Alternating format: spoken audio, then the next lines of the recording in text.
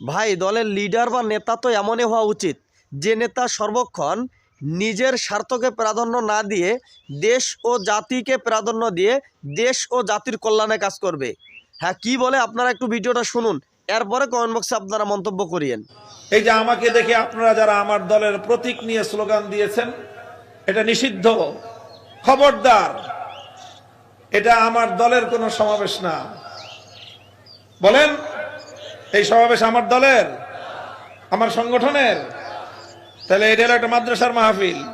এখানে কেন আমার দলের প্রতীকের স্লোগান দিলেন আপনারা? এটা ভুল করেছেন।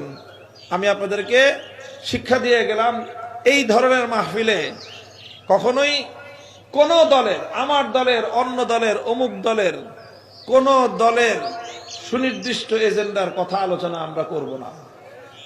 আমরা আলোচনা করব সর্বদলীয় ইসলামী রাজনীতির কথা, ইসলামী জীবন দর্শনের কথা। কথা পরিষ্কার?